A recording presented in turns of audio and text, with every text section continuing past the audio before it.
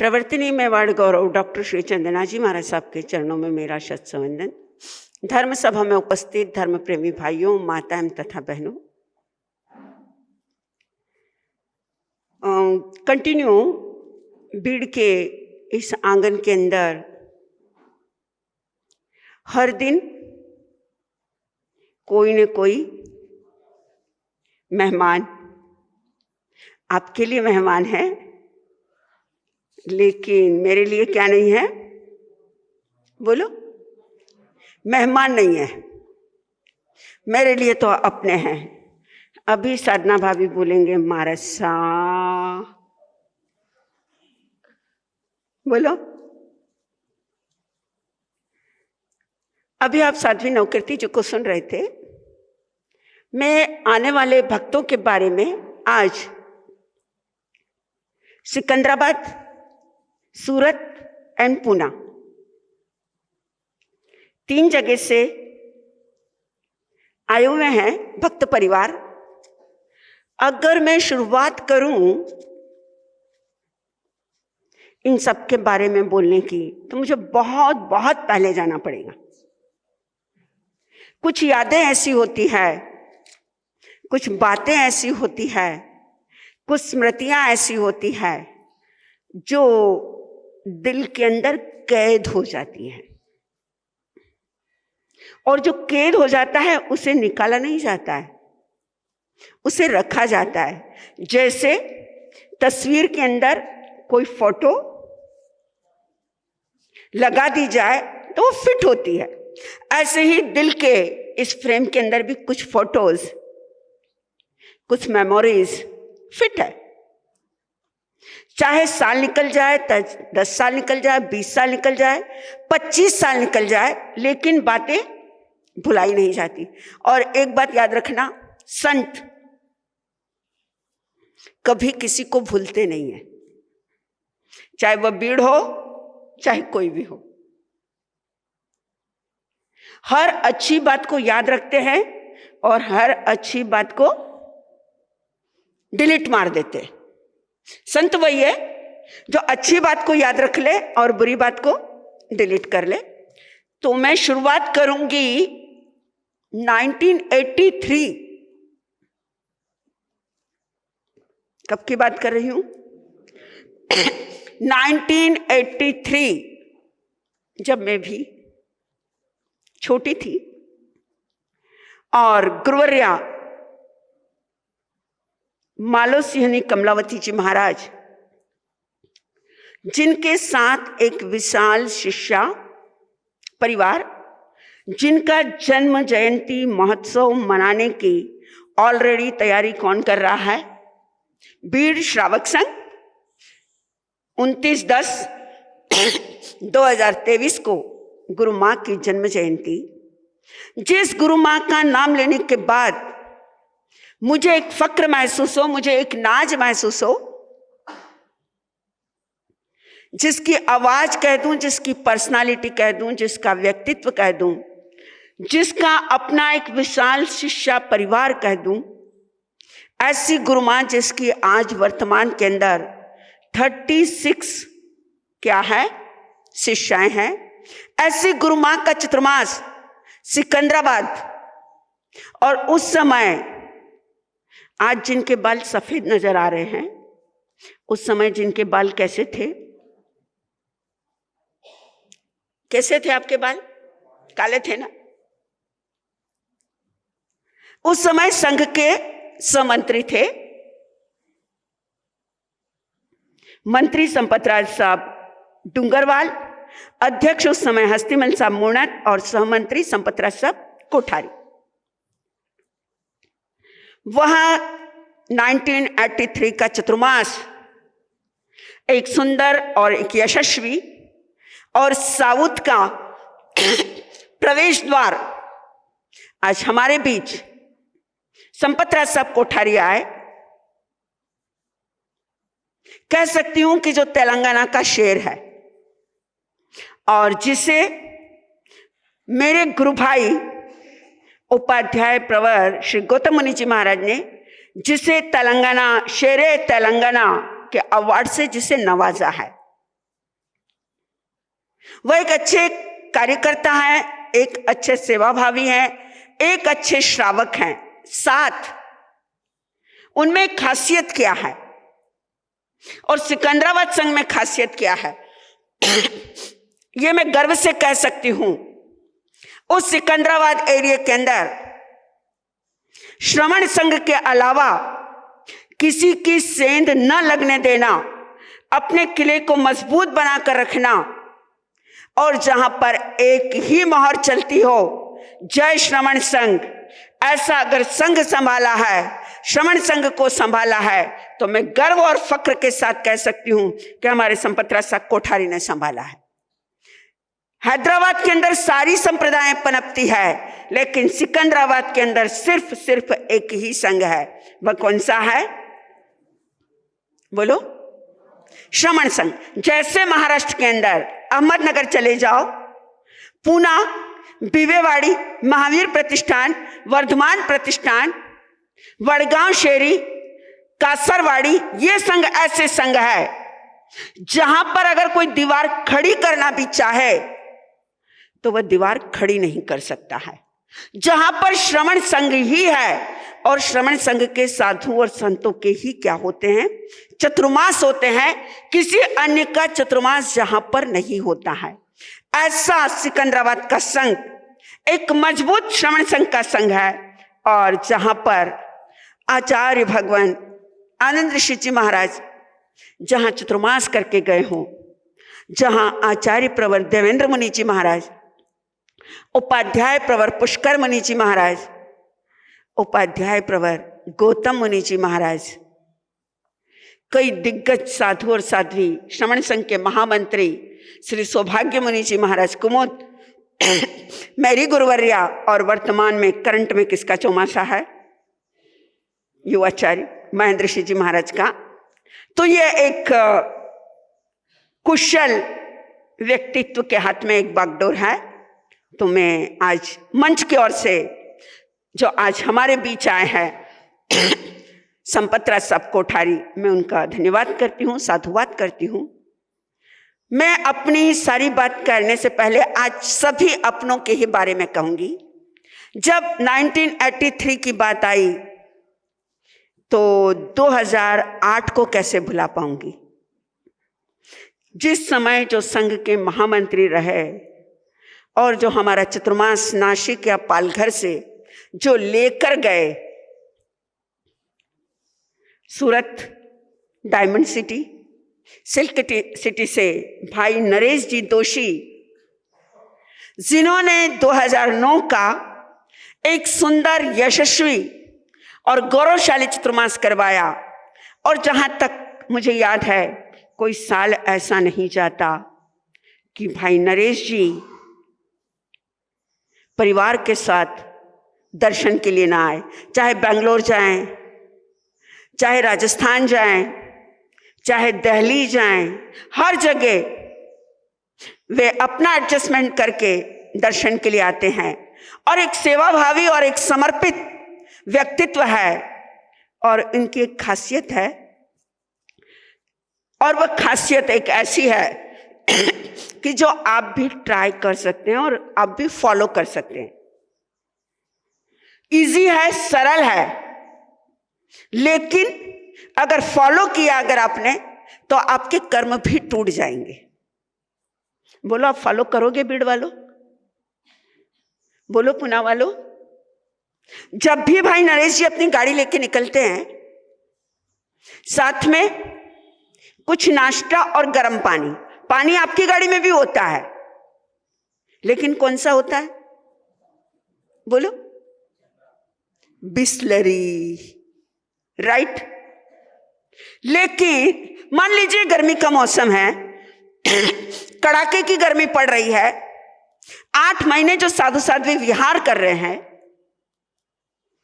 और मान लीजिए उनको पानी उपलब्ध नहीं हो रहा है, और आपकी गाड़ी उसी मार्ग से निकल रही है, फॉर एग्जाम्पल, और संतों को उस समय पानी की अगर आवश्यकता है, आप कहेंगे महाराज साहब रुको, मैं अपनी बॉटल के अंदर क्या डालती हूं?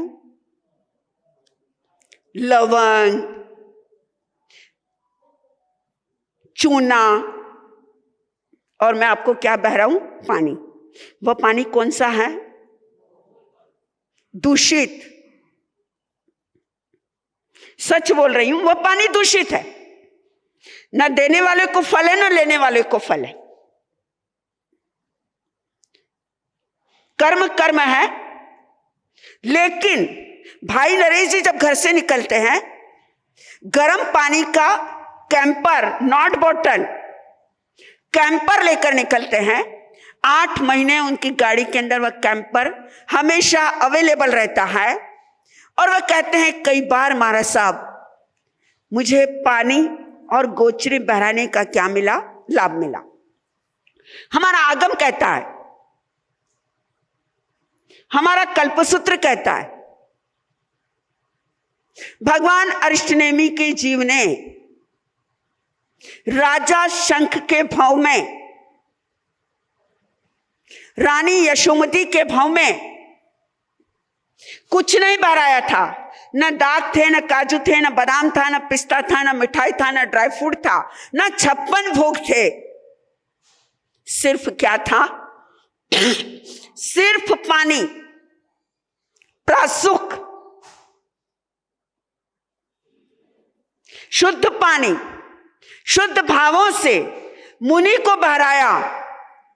कर्म तो टूटे सो टूटे बीड़ वालों, लेकिन पानी बहराते बहराते इतने उत्कृष्ट भाव आए थे कि तीर्थंकर गोत्र का, यह आगम की बात कर रही हूं, मन की बात नहीं है।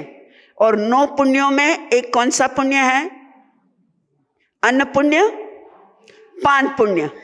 अन्न देना, गोचरी बहराना और पानी बहराना, यह भी क्या है? जो इसी तरीके से मकान देना, वस्त्र देना, ये नोट आसान, लेकिन पानी, गोचरी, नमस्कार बहुत बहुत इजी पुण्य है। ऐसा पुण्य भाई नरेश जी दोषी लगातार 8 महीने तक जो साधु और संतों की, चाहे वह मूर्ति पूजक हो, चाहे वह दिगंबर हो, चाहे तेरापंथी हो, चाहे स्थानकवासी हो, समर्पित भाव से जो सेवा करते हैं, और मेरे तो अग्रज भाई हैं, मैं उन्हें भाई कहती हूँ। और उससे आगे बता दूं, जो पास में साध्वी अदिति जी बैठे हुए हैं, वह तो हमारे कमला भाभी की गोदी में बहुत खेले हुए हैं, क्योंकि 2008 में भी वो वैराग में थी। और नंबर आया अब किसका? बोलो। 2016 बोलो। आप 2016 बोलोगे, लेकिन मैं 2009 भी बोलूंगी और 2016 भी बोलूंगी। 2009 बीबेवाड़ी यशलान का चतुर्मास, उस समय में मेवाड़ वालों ने भी बहुत सेवा की।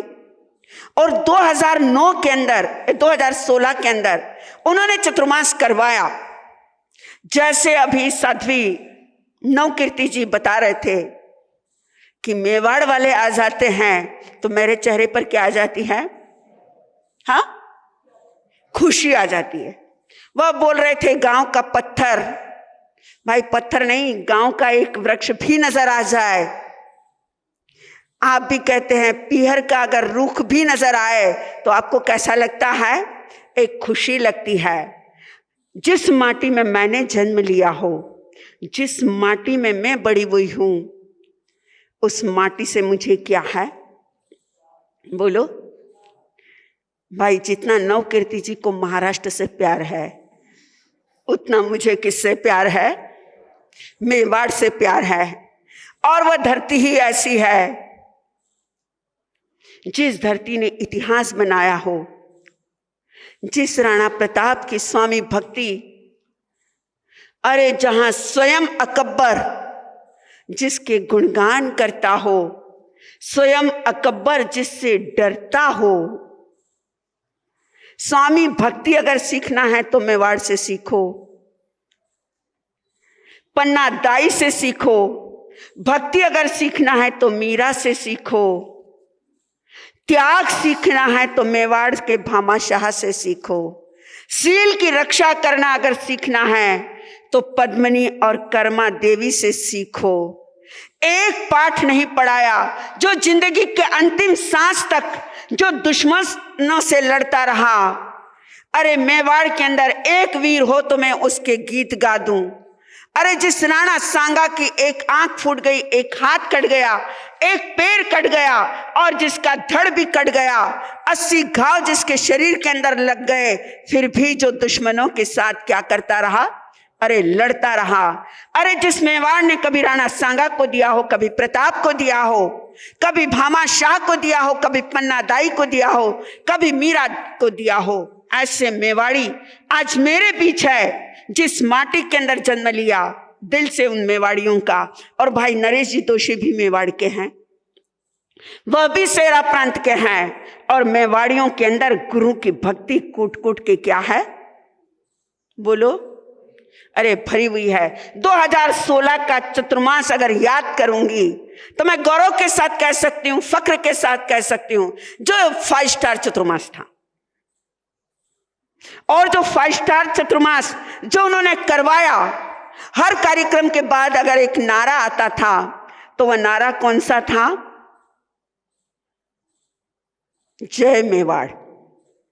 आज हमारे मनोज भाई जारोली और पुखराज जी नहीं आए हैं, जिनका एक हमेशा नारा था जय मेवाड़। और सच मेवाड़ियों ने वह दिल खोलकर मेवाड़ की बेटी के लिए, मैं उनकी शहर की नहीं हूं, मैं उनके डिस्ट्रिक्ट, मैं उदयपुर की बेटी हूं, लेकिन ये पूरे आसपास के एरिया के हैं, लेकिन अपनी बेटी मानकर जिन्होंने मुझे पलकों पर बिठाया और एक सुंदर और एक ऐतिहासिक पूरे पुणे के अंदर जिस मेवाड़ संघ का अपना रुतबा बनाया, ऐसे मेवाड़ संघ आज मेरे बीच में यहां इस आंगन के अंदर देखकर मेरा सीना भी गर्व से फूल रहा है। मैं बहुत बहुत मंच की ओर से उन्हें धन्यवाद देती हूं, साधुवाद देती हूं कि आज मेवाड़ संघ हमारे बीच आया। और एक बात और बता दूं, हर एक के दिल में एक गुरु के प्रति क्या होती है? आस्था होती। जैसे उदाहरण के तौर पर बीड़ वालों के दिल में कौन बसे हैं? बोलो, गलत मत बोलो, मुझे देखकर मेरे मुंह पर तिलक मत निकालो। जैसे बीड़ वालों के दिल में गुरु गणेश बसे हैं, जैसे तेलंगाना वालों के दिल में गुरु गणेश और गुरु गौतम बसे हैं, राइट? तो मेवाड़ियों के दिल के अंदर मैं बता दूं, हर प्रांत में एक संत का अपने जमाने के अंदर एक प्रभाव रहा। जैसे आप मालवा के अंदर चले जाओ, बच्चे बच्चे के दिल के अंदर दिवाकर बसे हुए हैं। वैसे मैं मेवाड़ी हूं, लेकिन मेरे दिल के अंदर भी कौन है? वैसे हर महान संत का मैं आदर करती हूं। मेरा परिवार भी किससे जुड़ा हुआ है? गुरु दिवाकर से। जैसे महाराष्ट्र की कुछ एरिया, तेलंगाना, आंध्रा, कर्नाटक गज के श्री खादी वाले गणेश लाल जी महाराज, उनके दिल में बसे हैं। मालवा के अंदर गुरु दिवाकर बसे हैं, तो मेवाड़ के अंदर गुरु पुष्कर और गुरु अम्बेश क्या है? अरे बसे हुए हैं। गुरु अम्बेश या गुरु पुष्कर का नाम आ जाए तो बोलो मेवाड़ वालों, कैसा लगता है आपको? एक बड़ी खुशी लगती है। गुरु गणेश का नाम आ जाए तो बोलो आपको कैसा लगता है? बहुत खुशी लगती है। तो आज बहुत सारे मेहमान आए हैं, मैं दिल से उनका क्या करती हूँ, थैंक्स, धन्यवाद। और कहूंगी जैसा प्यार 1983 से 2009 से 2008 से 2016 से जो रिश्ता बनाया है, आज तक निभाया है, आगे भी निभाते रहना। एक छोटी बात मुझे याद आई, वे अपनी बात कहकर मैं अपनी बात को पूरी करूंगी, क्योंकि वर्किंग डे है और कुछ बाहर वाले आए हैं, उन्हें भी क्या करना है। हाँ सुनोगे ना? जाने की बात मत करो, अभी तो आने की रस्म भी पूरी नहीं हुई है। तो एक बार एक ड्राइवर 4 व्हीलर चला रहा था, रात का समय था, आराम से गाड़ी चला रहा था। उसने देखा रोड के चारों ओर, दोनों ओर बड़ी बड़ी क्या लगी हुई है, लाइट। उसने सोचा इतनी लाइट जल रही है, रास्ता सामने दिख रहा है। उसने क्या किया, बेचारा सीधा था, मेरे जैसा था। क्यों भाई, मैं आपको इतनी खराब लगी? उसने क्या किया कि अपनी जो हेडलाइट रहती है उसने बंद कर दी। उसने लाइट बंद करी, गाड़ी चल रही थी। हवलदार आया, ठहर, गाड़ी रोकी। भाई रात है, दिन नहीं है, तूने अपनी हेडलाइट बंद कर रखी है, आगे की पीछे की भी बंद। तो उसने कहा भाई लाइट इसलिए बंद करी कि दोनों ओर क्या लगी हुई है, लाइट लगी हुई है। जब बाहर इतनी लाइट जल रही है तो मेरी लाइट की जरूरत ही कहां है, मेरी लाइट का प्रकाश कितना है। हवलदार भी खिसकू था थोड़ा। उसने क्या किया, गाड़ी तो रुकी हुई थी, गया धीरे से टायर की क्या निकाल दी, हवा निकाली। हवा निकाली, गाड़ी स्टार्ट करी, गाड़ी क्या नहीं हुई, चली नहीं। उसने कहा भाई तूने गाड़ी में से हवा क्यों निकाली? हवलदार कहता है भाई जितनी लाइट बाहर लग रही है, तूने कहा बहुत लाइट है, तो लाइट की क्या जरूरत, मैं हेडलाइट क्यों लगाऊं? इतनी तेज हवा चल रही है तो गाड़ी में टायर के अंदर हवा की क्या जरूरत? प्रसंग बहुत छोटा है, लेकिन हमें कुछ संदेश देता है, हमें कुछ प्रेरणा देता है, हमें कुछ बोध देता है। हम भी कहते हैं वह धर्म ध्यान कर रहा है, वह तपस्या कर रहा है, वह सामायिक कर रहा है, परिवार का एक मेंबर धर्म ध्यान करता है, सामायिक करता है, स्वाध्याय करता है। हम भी सोचते हैं उसके साथ हम भी क्या हो जाएंगे। होता है या नहीं होता है? बाहर चाहे कितना भी हो, धर्म हो, हवा हो या लाइट हो, याद रखना बाहर से कोई लेना देना नहीं है। धर्म कहां चाहिए? खुद में, स्वयं में। जब खुद में धर्म खोजोगे, जब खुद में धर्म देखोगे, जब स्वयं धर्मी बनोगे, स्वयं के अंदर त्याग आएगा, स्वयं के अंदर श्रद्धा आएगी, स्वयं के अंदर भक्ति आएगी। स्वयं जब धर्मी बन जाओगे तब आपको बाहर की चीजों की क्या नहीं होगी, जरूरत नहीं होगी। आपको क्या लग रहा है, बाहर है, दुनिया कर रहा है, मुझे क्या करने की जरूरत है, उनके साथ मेरी भी नैया क्या लग जाएगी, पार लग जाएगी। It's not possible. खुद की नैया तिराने के लिए खुद को क्या करना पड़ेगा, स्वयं को जागृत करना पड़ेगा। इसलिए आपके यहाँ पर प्रतिदिन प्रवचन जारी है, और प्रवचन की श्रृंखला के अंदर क्या चल रहा है, बोलो? The great movement of Jainism. 16 सतियां जो जैन धर्म की आधार है, जैन धर्म की जो पिल्लर है। क्योंकि साथियों को अगर छोड़ दो, एक पिल्लर भी इस मकान से अगर निकल जाए, मकान धराशायी हो जाएगा। जितना महत्व संतों को है, जितना महत्व श्रावकों को है, जितना महत्व श्राविकाओं को है, उतना ही महत्व किसको है, साथियों को है। Equal, not up and down. ना कोई छोटा है ना कोई बड़ा है। गाड़ी का एक व्हील भी आप छोटा कर लो और 3 अगर बड़े कर लो तो आपकी गाड़ी नहीं चल पाएगी। चारों इक्वल है। ऐसी 16 सतियों का वर्णन आपके सामने एक्सप्लेन है। 16 सतियों की कहानी सुनना बहुत जरूरी है। और मैं कहूंगी जो आज नए आए हैं उनसे भी कहना चाहूंगी, अपने घर के अंदर आपने टीवी रखा होगा, आपने मोबाइल रखा होगा, आपने फ्रीज रखा होगा, आपने एलईडी लगाई होगी, आपने एसी लगाया होगा, आपने कूलर लगाया होगा, न जाने आपने अपने घर के अंदर क्या क्या रखा होगा। भगवान की मूर्तियां भी रखी होगी। लेकिन प्लीज रिक्वेस्ट, 24 तीर्थंकर एंड 16 सती, 11 गणधर, उनकी जीवन की बुक अपने घर के अंदर जरूर रखें, जरूर एक बार पढ़ें उन सतियों का बलिदान। जब ब्राह्मी को आपने सुना, सुंदरी को सुना, कौशल्या को सुना, अब नंबर किसका चल रहा है? सीता। एक ऐसी साध्वी, एक ऐसी नारी, एक ऐसी महासती, जितनी गौरव गरिमा जिसे वैदिक धर्म ने दी है, उतनी ही गौरव गरिमा किसने दी है? जिसको अरे जैन धर्म ने भी दी है। जितना वैदिक धर्म उसे पूछता है, उतना ही उसे कौन पूछता है? अरे जैन धर्म भी पूछता है।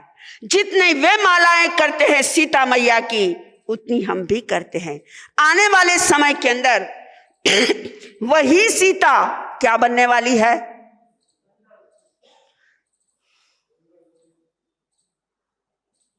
अरे जिसके द्वारा कर्म बंधे थे, याद रखना, उसी के द्वारा सीता अपने कर्म भी तोड़ेगी। रावण तीर्थंकर बनेगा और सीता उसकी क्या बनेगी? गणधर बनेगी। लेकिन भरत क्षेत्र में नहीं, कहां होगा? महाविदय में होगा। लेकिन ये घटना बहुत लंबी है, हम कल उसकी चर्चा करेंगे। आज तो मेरा क्या हो गया, समय हो गया, तो मैं अपने शब्दों को विराम दूं, क्योंकि जब सारे अपने आ गए थे तो सब कुछ बातें उसी की हो गई। सीता की कहानी को कहना ही भूल गई। लेकिन जब घड़ी देखा तो मुझे लगा कि मैं भी थोड़ी ट्रैक पर आ जाऊं, क्योंकि कभी कभी मैं भी ट्रैक छोड़ देती हूं। तो आइए फिर एक बार तहे दिल से मंच की ओर से आए हुए सभी मेहमानों का, अतिथियों का, अपनों का एक अभिनंदन, स्वागत, वेलकम। और मैं जो आए हैं अपने विचार रखे, मैं संपतराज साह कोठारी से कहना चाहूंगी कि अपने विचार रखे। आप बोल रहे हैं ना? एक मिनट पहले आप बोल रहे हैं क्या? पहले बोलने दो, फिर स्वागत कर लो। आ जाओ।